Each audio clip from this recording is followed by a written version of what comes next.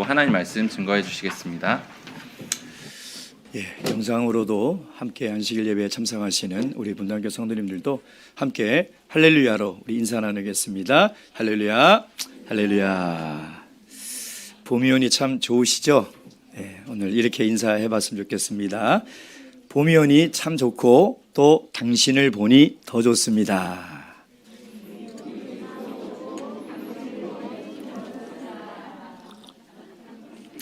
그래서 우리 성도님들 보니까 봄이 온 것보다 더 좋은 것 같습니다.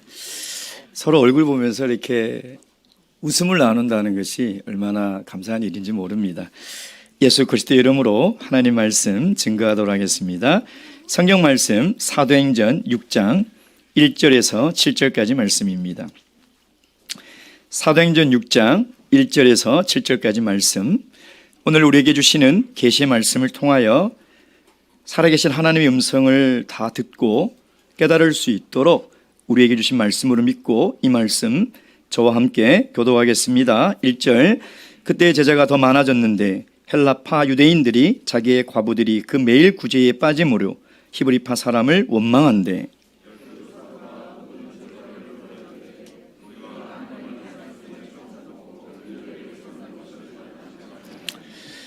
형제들아, 너희 가운데서 성령과 지혜가 충만하여 칭찬 듣는 사람 7을 택하라. 우리가 이 일을 저희에게 맡기고 온 무리가 이 말을 기뻐하여 믿음과 성령이 충만한 사람 스데반과 또 빌립과 브로고로와 니가노르와 디몬과 바메나와 유대교에 입교한 안디옥 사람 니골라를 택하여. 함께 읽겠습니다. 시작. 하나님의 말씀이 점점 왕성하여 예루살렘에 있는 제자의 수가 더 심히 많아지고 허다한 제사장의 무리도 이 도에 복종하니라. 아멘. 어떤 사람은 아름다운 장미에 가시가 있는 것을 보고 하나님께 그 가시로 인해서 원망을 하고, 어떤 사람은 가시나무에 아름답게 핀 장미를 보고 그 장미를 통해서 하나님께 감사를 한다고 합니다. 여러분, 어떤 사람입니까? 가시 같은 문제가 없는 인생이 없고 가정이 없고 문제가 없는 교회가 없습니다. 문제는 우리가 그것을 어떻게 보느냐에 다른 거죠. 믿음의 눈으로 하나님의 마음으로 본다면 그건 분명히 다르게 보일 것입니다. 근데 문제는 그 문제를 해결하지 못하면 그 문제가 점점 자라서 갈등이 된다는 것입니다. 갈등은 칡나무와 등나무가 이 서로 엉켜버리는 거예요. 두 나무의 속성은 뭐냐면 끊임없이 감고 올라가는 속성이 있죠. 결국 이 두 나무는 서로 감다가 결국은 다 죽고 말아버리는 결과를 가져온다는 것입니다. 그래서 그 문제를 극복하지 못하면 갈등이 생기고 결국 분열하게 돼 있다는 겁니다. 가정도 마찬가지죠. 문제가 없을 수는 없습니다. 근데 그 문제를 해결해야 돼요. 외면해서도 안 되고요, 방치해서도 안 됩니다.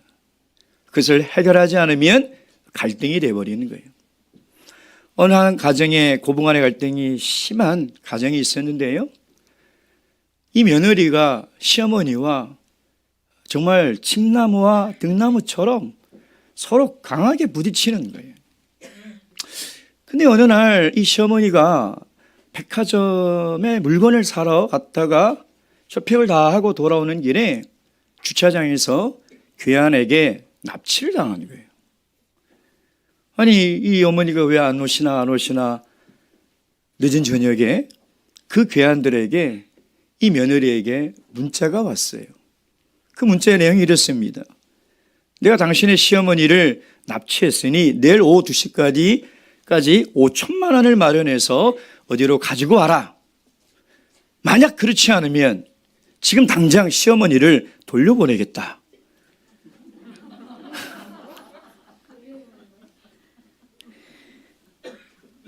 여러분, 우리가 이 가정이나 교회에서 문제가 없을 수는 없어요.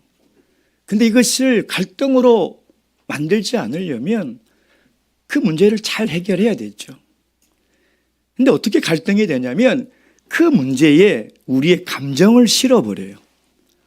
기분 나쁘다, 짜증난다, 화가 난다 하고 그 문제에 우리의 감정을 실어버리는 순간 이 문제는 갈등으로 증폭돼 버리는 거예요. 근데 어떤 사람은 문제가 발생했어요? 그 문제를 해결하려고 해요. 우리가 이것을 해결하지 않으면 이대로 가면 하나님께서 기뻐하지 않겠습니다. 이걸 우리가 좀 개선을 해야 되겠습니다. 얼마나 좋아요.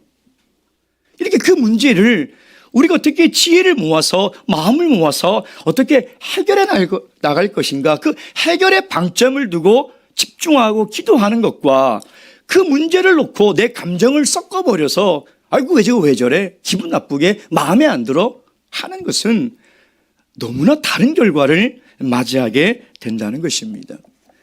오늘 우리가 보고 있는 이 사도교회, 어쩌면 정말 큰 위기를 맞이하게 된 것이죠. 그런데 그 문제의 감정을 누가 실어버렸어요. 그러니 엉망이 터져버리죠. 그래서 이 사도들은 이 문제를 이제 이 세 번째 어떻게 해결하느냐, 사람을 세우고 조직을 만드는 것으로 이 문제를 해결을 하고 있다는 것입니다. 특별히 오늘 우리가 함께 읽은 이 본문의 말씀은 교회 역사에서 최초로 일꾼을 세운 것이고 교회의 조직을 만든 거예요. 이 말씀은 뭐냐면 앞으로 우리 모든 오고 가는 이 시대에 세워지는 하나님의 참 교회가 어떻게 일꾼을 세울 것인가에 대한 매뉴얼이에요. 기준과 원칙이라는 것이죠. 그런 면에서 오늘 본문 말씀은 굉장히 중요한 말씀이라는 것입니다. 바라옵기는 오늘 본문 말씀을 통해서 우리 교회가 하나님의 기준과 원칙에 맞는 일꾼들을 세울 수 있는 그런 귀한 교회가 되기를 주님의 이름으로 축원드립니다. 첫 번째 하나님께서 우리에게 말씀하시는 게 뭐냐면 일꾼을 왜 세웠냐는 것이죠. 3절 말씀 읽도록 하겠습니다. 3절 말씀. 3절 시작. 형제들아, 너희 가운데서 성령과 지혜가 충만하여 칭찬 듣는 사람 7을 택하라. 우리가 이 일을 저희에게 맡기고 공개하는 일을 그 7사람에게 맡기겠다는 것입니다.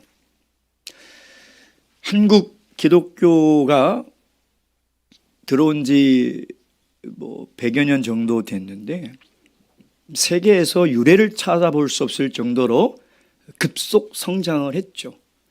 교회가 커질 수밖에 없습니다. 사람이 많아지면 자동적으로 일이 많아질 수밖에 없죠. 그래서 목회자들이 일주일에 최소 4-5편의 설교를 준비해야 돼요. 이게 한번 해보세요. 그냥 이렇게 하지 마시고, 그리고 신방과 행정적인 업무를 다 감당을 해요. 한국의 목회자들은. 그러니 당연히 교회의 본질인, 목회의 본질인 기도와 말씀에 전념을 할 수가 없어요. 사도교회도 단시간에 급속적인 성장을 하게 된 것이죠. 일이 많아졌죠. 그 사도들이 일이 많아지니까 일꾼도 없고 조직도 없으니까 그들이 장을 보기 위해서 장부를 정리하고 이 접대하는, 구제하는 일을 맡아서 하게 된 것입니다. 이 말은 뭐냐면 교회와 목회의 본질을 놓치고 지금 있다는 것이죠. 자, 근데 문제는 뭐냐면 그렇다고 교회가 행정적인 일을 안 할 수가 없잖아요. 어떻게 구제를 안 할 수가 있습니까? 어떻게 손님 접대를 안 할 수가 있냐 이 말이에요.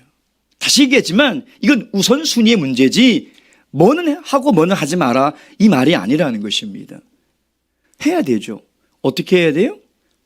사람을 세워서 해야 된다는 거예요. 다시 이야기하면 왜 일꾼을 뽑았느냐? 하나님의 일을 나눠서 하기 위해. 여러분, 교회의 일을 분담해서 나눠서 해야 하기 때문인 것이죠. 여러분, 7명의 일꾼을 세워서 하나님의 일을 나누어서 하기로 한 것입니다. 사도들과 함께 하나님의 일을 하기로 한 것이죠.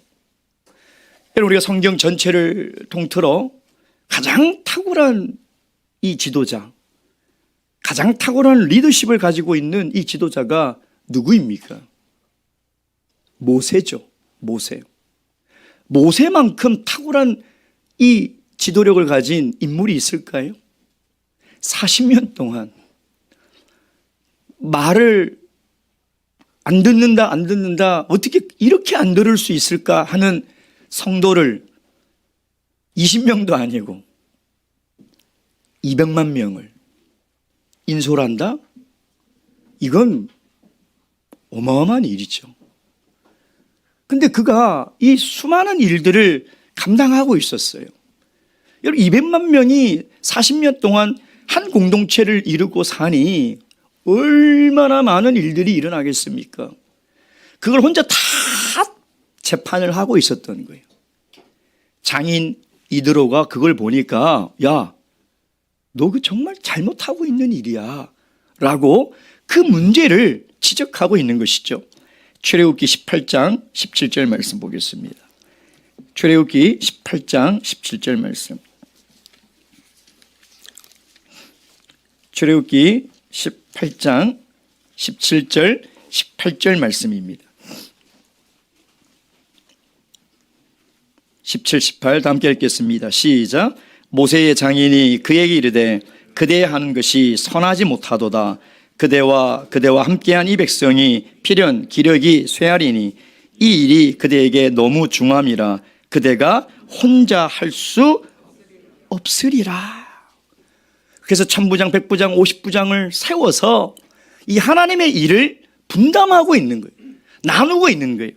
여러분, 17절 말씀 보세요.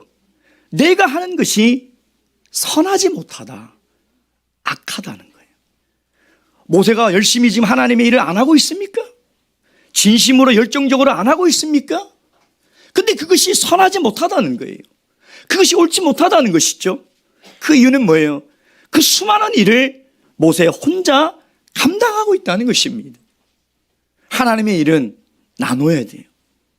지도자는 하나님의 일을 위임할 수 있어야 된다는 것입니다. 사람을 길러내고 그 사람에게 맡길 수 있어야 되는 거예요. 근데 그걸 위임할 때 아무렇게나 하는 것이 아니라 믿음의 분량대로, 직분대로, 은사대로, 또 교회의 질서대로 하나님의 일을 나눠야 한다는 것이죠.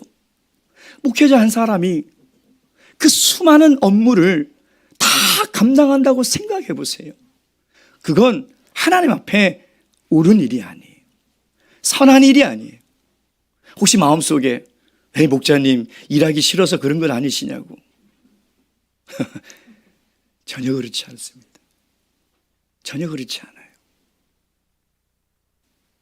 기도와 말씀이라는 본질을 놓쳐버리기 때문에, 더 중요한 교회의 본질을 잃어버린 채 교회를 섬기기 때문에 그것이 문제라는 것이죠.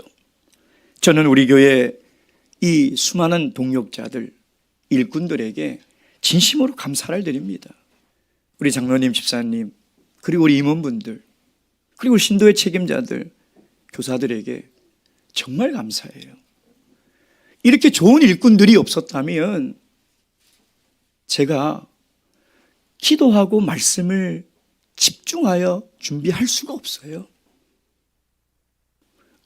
우리 임원들 같은 경우는 정말 제가 신경 하나도 안 쓸 정도로요, 교회 모든 행정 업무를 잘 처리해 나가고 있습니다. 근데 제가 걱정할 게 없어요. 마음을 집중해서 기도하고 말씀을 준비를 할 수 있는. 근데 만약 아이고 이것도 진행이 안 되고 저것도 진행이 안 되고 저기서 어렵다고 그러고 못하겠다고 하고 그러면 이제 제가 출동해야 되잖아요. 제가 해야 되잖아요. 그러면 목회자가 정말 해야 될 교회 본질, 목회 본질을 할 수 없게 된다는 것이죠. 만약 사도들이 헬라파 과부들이 제기한 이 문제를 그래요? 그럼 우리가 더 열심히 할게요 라고 해서 더 많은 시간을 내고 더 이 일에 마음을 쏟아서 했다면 어떻게 될까요? 교회는 절대 성장할 수 없는 거예요. 교회의 본질을 놓쳐버리고 교회는 성장할 수 없는 거예요. 여러분, 우리가 잊지 말아야 될 것이 있습니다. 지금 사단이 사도교회를 공격하는 가장 핵심이 뭐예요? 말씀을 가르치지 말라는 거예요. 여러분, 지금 사도행전 4장부터 5장까지 계속 이어지면서 끊임없이 사탄이 공격하는 게 뭐냐면 말씀 가르치지 말라는 거예요. 말씀 가르치지 말라. 그 말씀을 못 가르치게 이제 어떻게 하느냐? 바쁘게 만들어버려요. 바쁜 목회자는 나쁜 목회자예요. 그 목회자가 성질이 나빠서 나쁜 게 아니고, 그 목회자가 능력이 없어서 나쁜 것이 아니라 정말 목회자가 해야 될 본질을 하지 않고 다른 일에 바쁜 것은 그 나쁜 목회자예요. 능력이 있는 게 아니에요. 친절한 게 아니에요. 착한 게 아니에요. 정말 목회자는 교회의 본질이 무엇인지를 알고 거기에 집중할 수 있어야 돼요. 교회는 그것을 위해서 하나님의 일을 나눠야 된다는 것입니다. 사단은 지금도요, 목회자가 말씀에 집중하지 못하게 끊임없이 방해합니다. 정말 그래요. 저는 목회 나와서 지금까지 사실 초창기 때는요, 금요일 날 집에도 안 들어갔어요. 사탄이 자꾸 제 아내를 통해서 공격을 해가지고 잔소리를 안 하는 사람이거든요. 근데 이상하게 금요일 저녁부터 되면 이상하게 막 저를 마음을 힘들게 해요. 그래서 아예 안 들어가요. 집에는 안 들어가고 교회에서 자요. 집중하기 위해서. 그래서 토요일 아침에 일어나서는 아무하고도 안 만나요.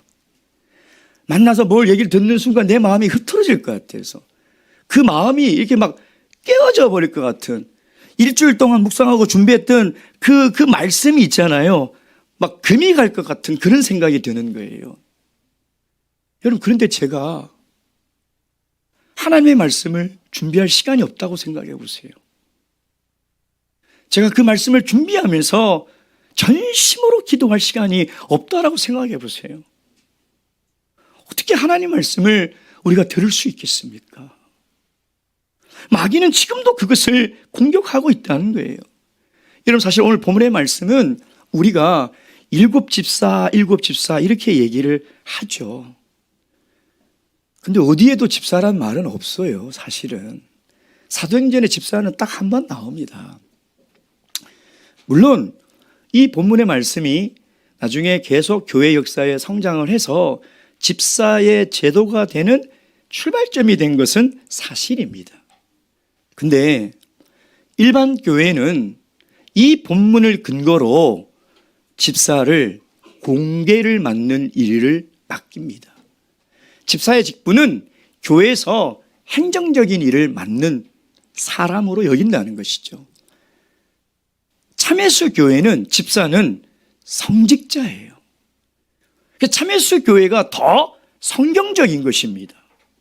왜냐하면 오늘 세워진 이 7사람 중에 2사람, 스데반과 빌립이 뭐 했습니까?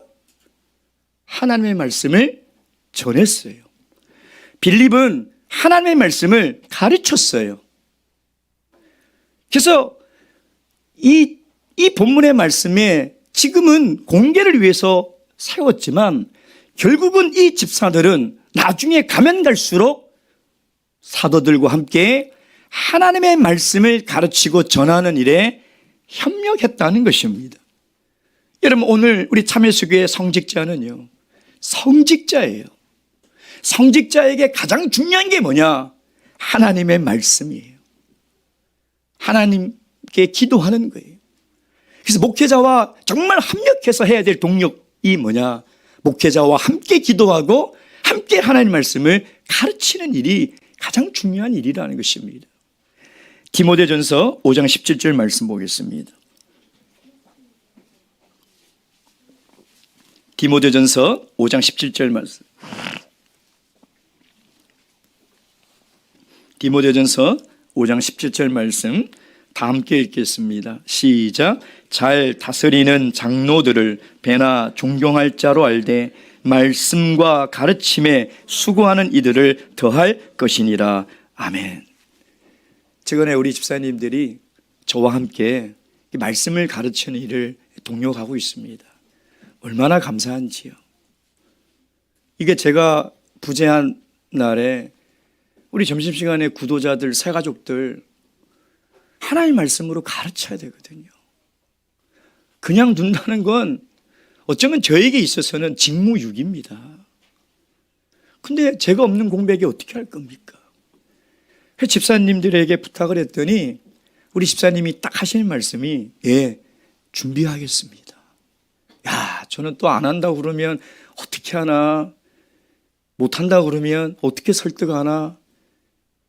근데 바로 그 순종의 말을 듣는 순간 제가 회개했어요. 아, 우리 집사님들을 내가 너무 의심했구나. 내가 우리 집사님들을 내가 참 몰랐구나. 여러분, 우리 참예수교회는 우리 성직자들이 설교를 하지 않습니까? 하나님 말씀을 가르치지 않습니까? 그래서 무엇보다도 정말 이 교회의 본질적인 일들을 우리가 나누어서 하고 또 교회의 가장 중요한 말씀을 전하고 가르치는 일은 우리 성직자들과 함께 협력해서 교회를 섬길 때 하나님은 이 교회에 은혜를 주시고 우리 교회가 건강하게 성장해 나갈 수 있다는 것을 믿으시길 주님의 이름으로 축원드립니다. 두 번째, 오늘 본문의 말씀을 통해서 우리에게 이야기하는 메시지 두 번째는 그다음에 누구를 세웠냐는 것이죠. 일꾼을 세운 목적은 이 하나님의 일을 나누기 위해서 세웠는데 어떤 사람을 세웠느냐는 것입니다.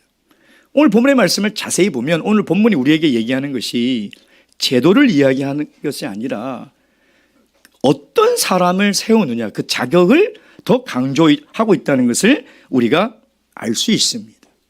제도보다는 자격이죠. 여러분, 세상에도 사람을 뽑을 때 기준이 있어요. 자격이 있죠. 이 일을 하기에 능력이 있느냐, 이 일에 소질이 있느냐, 그걸 보고 뽑습니다. 그렇죠? 그래서 세상의 기준은 그 사람이 얼마만큼 공부했느냐, 어떤 자격이 있느냐, 어떤 능력이 있느냐, 그것을 보지 않습니까?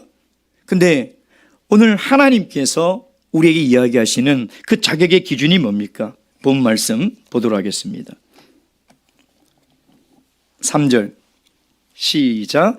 형제들아, 너희 가운데서 성령과 지혜가 충만하여 칭찬 듣는 사람 7을 택하라.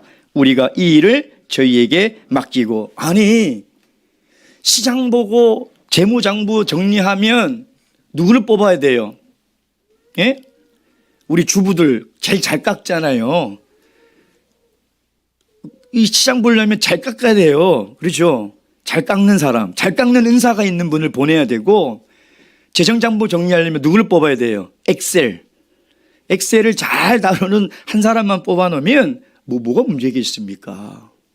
근데 하나님, 지금 구제하고 접대하고 시장 보고 재정장부 정리하는 이 일을 해야 되는데 성령이 충만하고 또 뭐예요? 지혜가 충만하고 칭찬되는 사람? 이게 왜 이게 자격이 됩니까? 이게 그 일을 하는데 무슨 연관이 있습니까? 그렇게 생각할 수 있죠. 그러나 교회는 그리스도의 몸이에요. 다시 이야기하면 영적인 공동체라는 것입니다. 하나님이 지금 이야기하는 것은 뭐냐면 사람이 가지고 있는 능력으로는 하나님의 일을 할 수 없다는 거예요. 하나님은 영이시고 하나님이 계신 교회는 눈에 보이는 것도 있지만 더 중요한 것은 눈에 보이지 않는 것이라는 거예요. 그래서 우리는 영적인 공동체라는 것이죠. 여러분, 교회에서 세상에 탁월한 리더십이 실패할 때가 있습니다. 세상에서 탁월한 능력을 가진 사람이 교회에서는요, 적용이 안 될 때가 있어요. 왜 그러느냐? 교회는 하나님의 집이기 때문인 것이죠. 그래서 이 세 가지의 기준이 뭐냐? 첫째 뭐예요? 성령이 충만한 사람. 이 말은 사실은 사도들이 이야기한 것과 똑같습니다. 기도하는 것과 말씀 전하는 것. 기도하는 거예요. 여러분, 성령 충만한 사람을 잘 들여다보면 기도하기를 쉬지 않습니다. 성령 충만한 사람은 늘 기도를 통해서 그 성령을 충만함을 받아요. 여러분, 사도행전을 보면 왜 사도들이 끊임없이 성령 충만을 강조할까요? 왜 기도를 강조할까요? 사도들이 무능하기 때문에 그래요. 사도들이 무능하기 때문에 그래요. 사도들은 지식도 없고 학식도 없고 능력도 없는 사람들이에요. 천국 가서 만나면 제가 혼날지 모르겠지만 사실이에요. 있다 한들 그것을 최대한 발휘해서 한다 한들 그 위기 상황에서 하나님의 교회를 섬길 수 있느냐? 그건 불가능해요.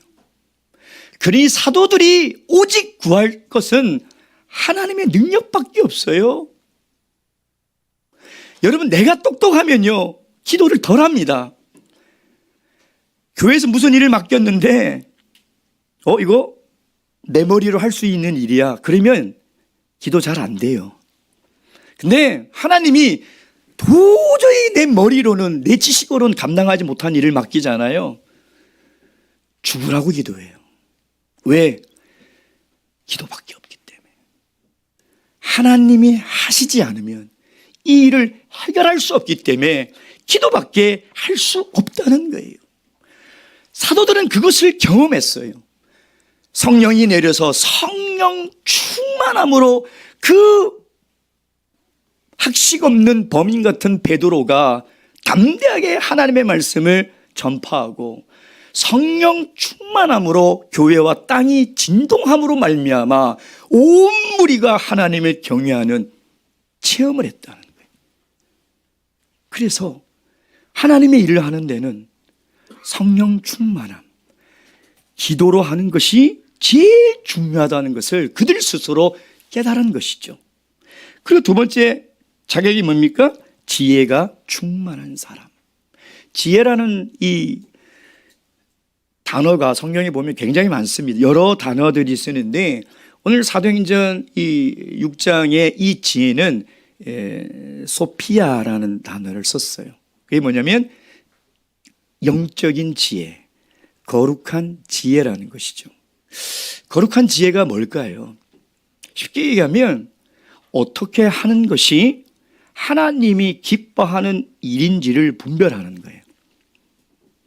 우리가 어떤 선택을 하는 것이 하나님의 뜻에 더 합한 결정인지를 분별하는 지혜라는 거예요.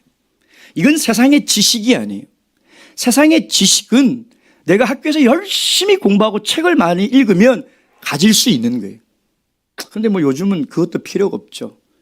챗 GPT가 생겨나가지고 우리가 가지고 있는 지식은 이제 도대체 어디에 쓸모가 있을까 싶을 정도로 그런 시대를 살아가고 있지 않습니까?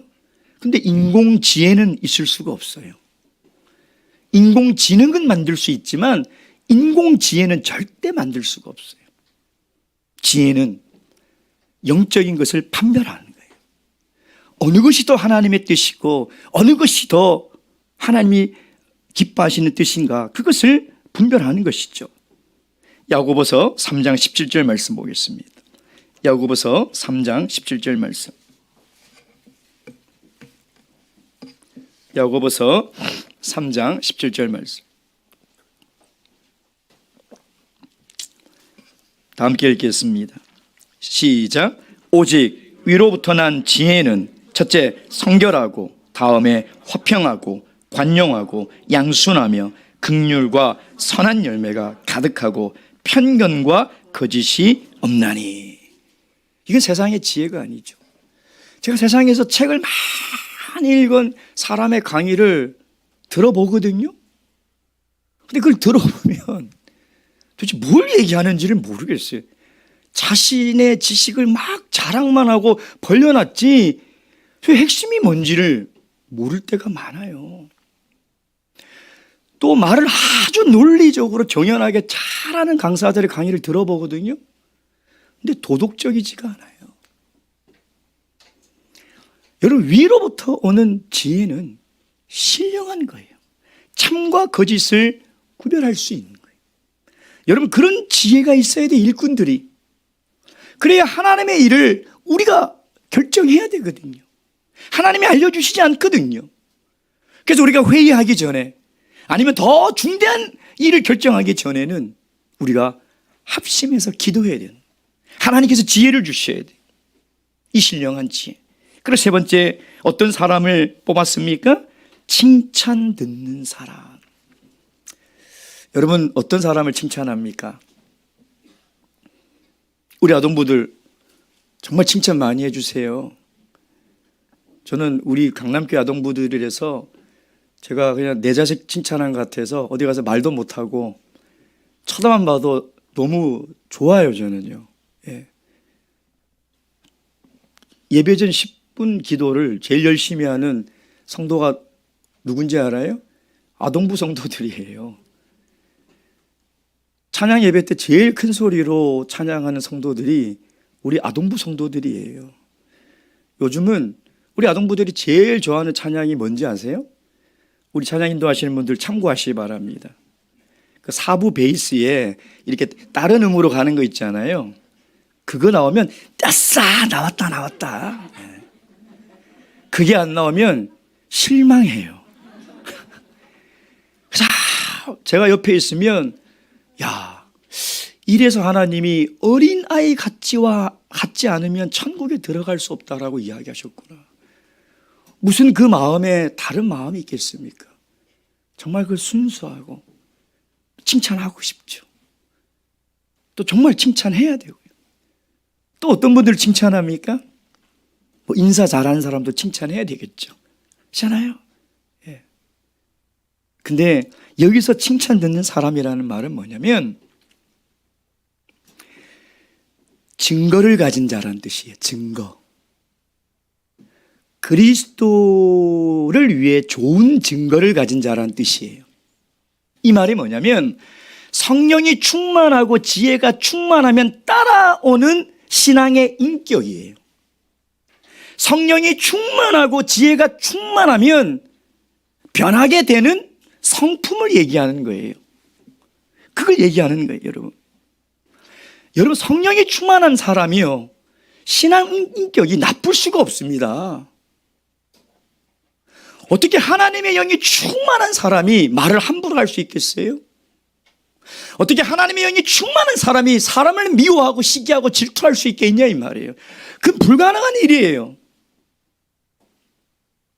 성령이 충만하면 신앙의 인격이 달라져요. 사람의 성품이 변하게 돼요. 그래서 칭찬하게 되는 거죠. 여러분, 사도행전 2장 47절에 온 사도교회 성도들이 성령이 충만하자 그 이어서 나오는 게 뭐냐면 온 백성들에게 칭찬을 받으니, 이렇게 돼 있어요. 가운데 뭐 설명이 없어요. 성령이 충만을 받았는데 온 주위 이웃들이 칭찬하더라는 거예요. 칭송하더라는 거예요. 기도 크게 했다고 칭송했을까요? 우리가 없는 성령을 받아 방언을 했다고 해서 칭찬했을까요? 아니에요. 그들이 성령을 충만하게 받으니 사람들이 다 변해버린 거예요. 욕심도 없고 시기도 없고 미움도 없고 천사처럼 사람들이 변해버려요. 그게 칭찬하는 거예요. 성령이 충만하고 지혜가 충만하고 칭찬 듣는 사람. 오늘 우리 참회수 교회도 앞으로 하나님이 원하시는 이런 일꾼들을 많이 세우셔서 날로 성장하는 그런 교회가 되기를 주님의 이름으로 축원드립니다. 자, 마지막 세 번째, 그럼 일꾼을 어떻게 세웠느냐, 그 과정과 절차도 중요하다는 거예요. 어떻게 세웠느냐, 3절 말씀. 형제들아 너희 가운데서, 이 말은 무슨 말이에요? 우리 공동체 안에서 세우라는 거예요. 우리 공동체 안에서. 우리 공동체 안에서. 왜 그럴까요? 여러분, 아무리 성령과 지혜가 충만하고 칭찬받는 사람이라도 우리 교회 공동체가 가지고 있는 역사가 있잖아요. 각 교회마다 가지고 있는 신앙의 전통이 있어요. 그리고 그 교회의 문화와 그 교회의 특징이 있어요.